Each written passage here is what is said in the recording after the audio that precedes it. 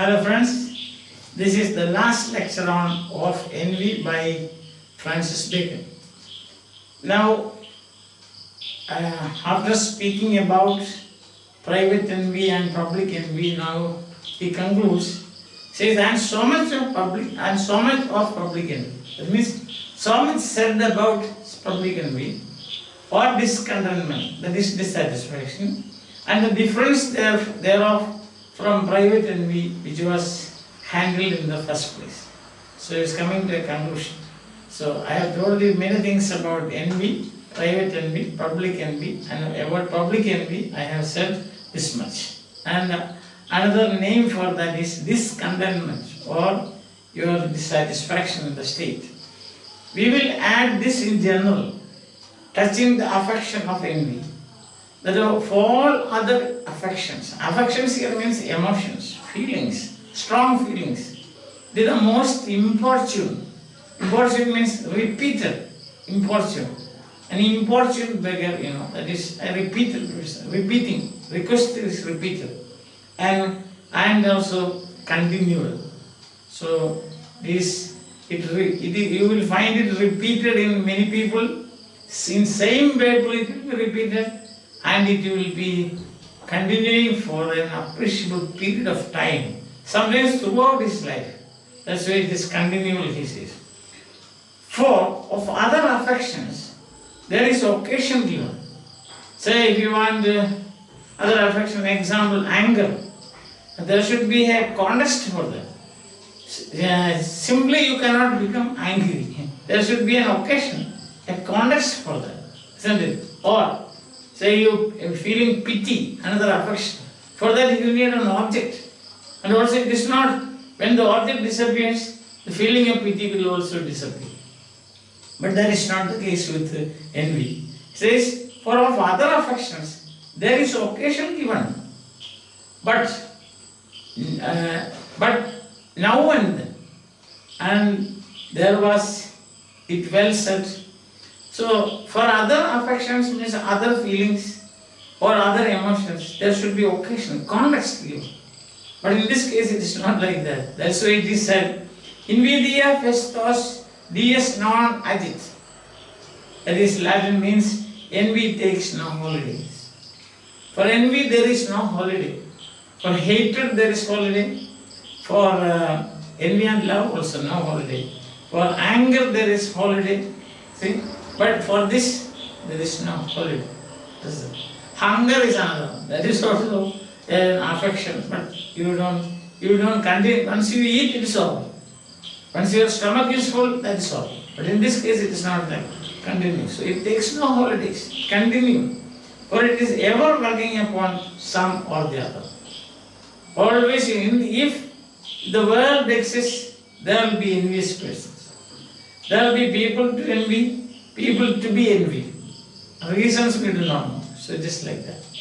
And it is also noted that love and envy do make a man pine.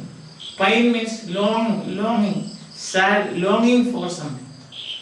To pine for something means to long for something, which other affections do not, because they are not so continual. A lover will always, you will find, looking very sad, thinking of or dreaming of his beloved. An envious person also will be, even when he sleeps, he will be thinking of the object of his envy, how to destroy him. So that is only these two affections. Beginning already has said, these are the two affections that's very strong in man and also continual. Invidia, envy does not take a holiday. Invidia festos dies non agit. Dies means days. No days means no holidays. Then it is also the vilest affection. The worst affection, worst emotion. Envy is the worst emotion and the most depraved, morally corrupt, sir. No moral standing, morally corrupt. For which cause it is the proper attribute of the devil. So envy directly belongs to the devil. That means envy, the devil is envious of humans. So in theology it is like that. When the devil saw, Lucifer saw human being, and they are very beautiful and handsome, he started feeling envy towards humans. So it's a proper attribute of quality of devil. Envy is the proper attribute of quality of devil. Devil cannot love. See? But this is, devil can be jealous. Who is called the envious man? That soweth tares. Tares means weeds. Tares, that is a word used in Bible. Weeds among corn. We have already, St. Matthew's Bible, there is a reference. That at night the devil went and he sowed tares. Tares means weeds among the corn. Means to destroy. Wheat is something good. So that has been destroyed. And this is, it is a corrosive affection. It is a destructive affection. See? Sower tares amongst the wheat by night, not during the day. Envy is also, suppose you envy somebody, when in the presence of that man, you will praise him, flatter him, you will say, oh, he is a great man like that.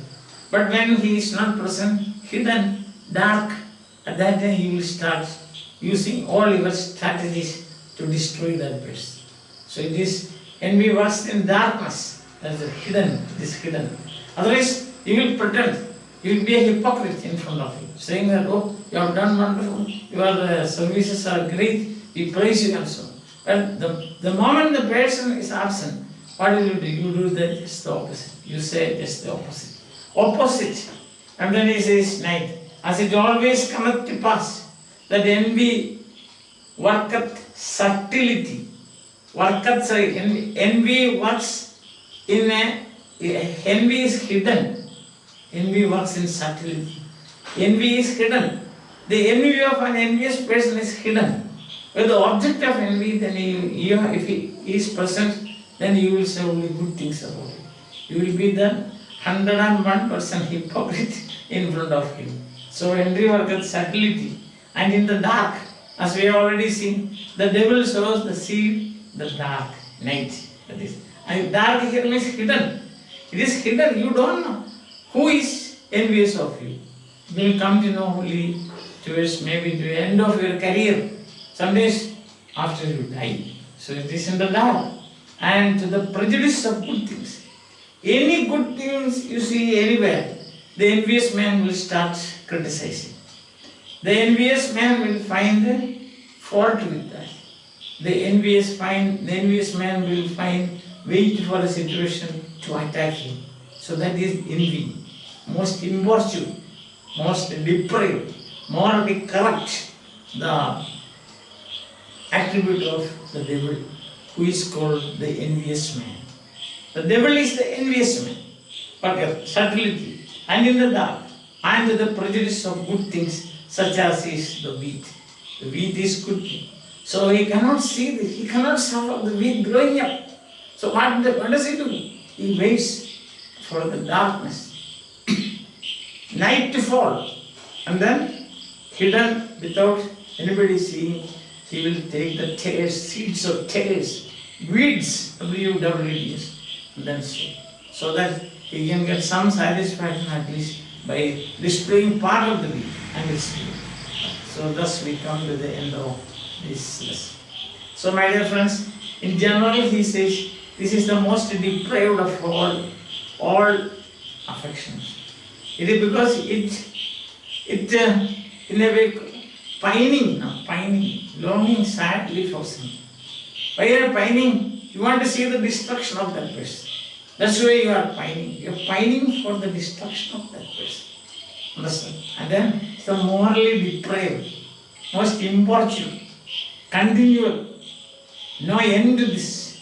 Envy takes no holidays. And envy is the attribute of the devil. Devil is called the envious man. And what has he done?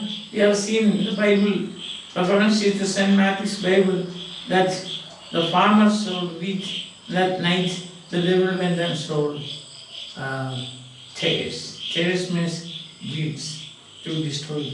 So any good anywhere, What the devil is trying to do is to destroy them. It's like, so we can say envious people are devil incarnate.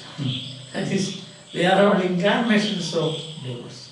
That's what it is. So since it was a long time lecture now to the, since it was a long lecture, I will conclude just to remind you, brush up your memory to remember that envy, what is, it's a love and envy are continual.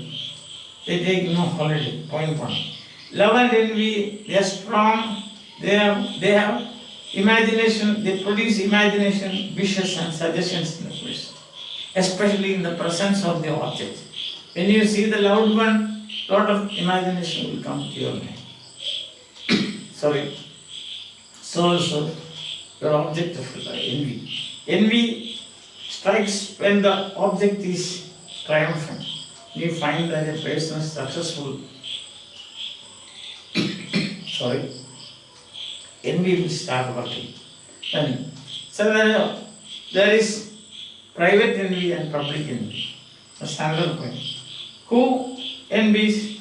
Then you can see people who have no virtue. People are very busy, inquisitive for pleasure. Then he says, noble men envy new race people, deformed men envy others. Then you find that that near virtue, near relatives are envied, and also people who go together. That is, understand? Go together in say your same group of people growing together, say cousins and so on. So when they grow, when they rise, when they find that one of them is becoming triumphant, then the others will start envy. And who are the people whom we envy? That is, say there are two types of persons of wealth and merit are envied. Another is that those who show pomp and show, they are envied. Those whom we don't envy, generally don't envy, they are persons of eminent virtue.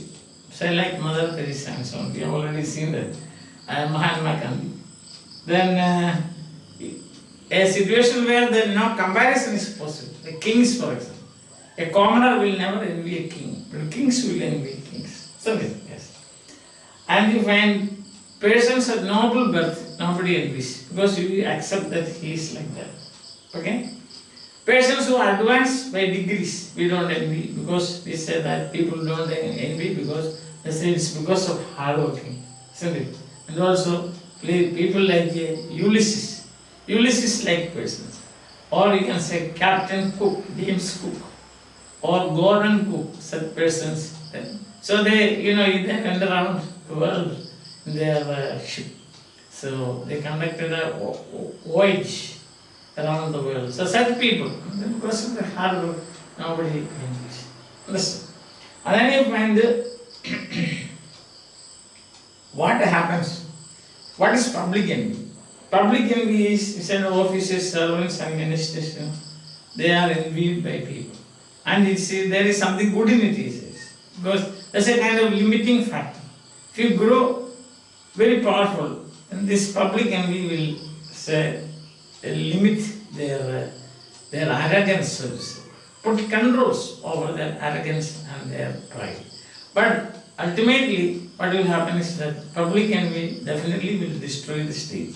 Although it is directed against officers, servants and ministers, and the victim will be the state as such. So that also is not in any way encouraged. And the last point we saw, that is the conclusion, we say, it is always there. It is an affection that will be always present, continual. Envy doesn't take a holiday. Secondly, envious person, they pine for, means they long for what? The destruction of, they want to see the destruction of their objects. And then it's the worst of all affections. It is the attribute of devil, which is called the envious man.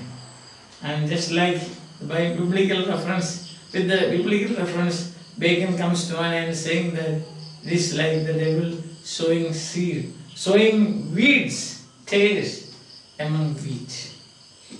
Among human beings also, you will find such people who, wherever there is good, they will somehow try to prick some holes or try to destroy that particular project or person.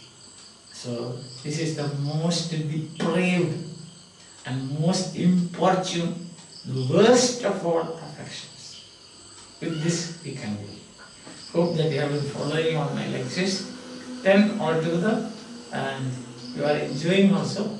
Now before we leave, for the next lesson, please remember this: break the chain. Be brave and break the chain. Break the chain here and now for us to come together again. We are passing through very tough days, you know. Around the world we are fighting against this killer virus. All our actions, if you look at it, we can see geared to one thing: to break the chain. So using soap, sanitizer, social distance, then wearing mask, and also restraining from. We are restraining ourselves and refraining from meetings, gatherings, and other entertainments. It's all for what? It's directly geared to this: break the chain. Okay? So please be academic and alert. Don't waste time, as I always say. These are plenty of time we have. This time should be used constructively. You take all the essays from Francis Bacon and read. You get this. It is a gold mine of wisdom. Gold mine of wisdom. You must read it. I appeal to you to do that. Bye for the time being.